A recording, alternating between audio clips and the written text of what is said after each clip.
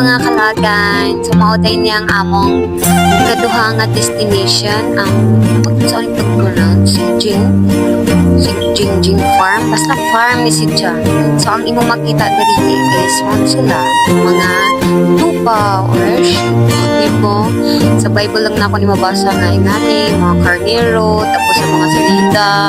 Pero Diyos ko picture na ako nakita ako sa personal. Grabe sila ka-active guys. Kurang tao ko guys. Mas grabe nila kadaghan. Mas grabe nila ka-friendly. Kimutuol sila. Tapos perting naghanap po ng tao diri ang time. Lagi daghan ang tour kahit gay. Celebration sign ng Chinese New Year. So tayo labi ng mga Pinoy. Ay, bakasyonis mga OFW dito. Ni ngani kada po. Pero wala ni namo na libot tungod kay grabe ra ka limited na among time kinaakay tungod atong nadugay dito sa first destination namo sa Snow Mountain. So nabot ng 2 hours ito. So diri naghatag si driver sa mga is 1 hour na lang. Pero nilakas ni 1 hour grabe ka.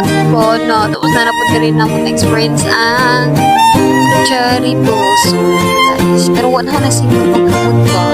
Kaya na-amaze na ako. Nakatanong ko sa personal na uyuran na na ako. Nakalimutan ko nga.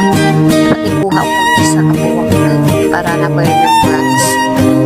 Tapos tamang baktas-baktas lang may as in napan sa Jeopardy Skywalk. Tapos napan dito sa uban nga side. Basta grabe ka ako. Parang di kaya sa 1 hour. Pero at least na-experience ni mo ni dito na gihapon. Tanawa ng mga tao, grabe ka daghan. Tapos kami nga na.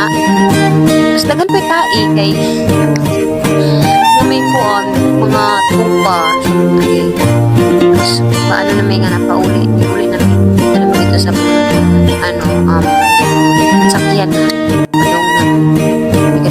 Tapos mga chikwa, sa daghan bisitasin mga tao dira. Tapos kubutungon po ka, may sila mga pagkaon.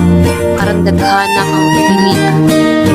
So pwede na ka magpapalin. Parang dapat na kay extra money kaya para ubutungon, yung mabalaka. Tapos diri na po, lahi na po din nga part, lahi ito gain na nga itong mga tupag. Pero diri anak yung mga tupa. Mas masan ang gusto rin. Kasi tadra, tamang video, lakaw-lakaw. Gusto grabe ka. Ang putoy, mga may nga no, grabe ka nice, grabe amazing. So guys, mag-proceed po me sa another destination para mong service with our bootan nga driver.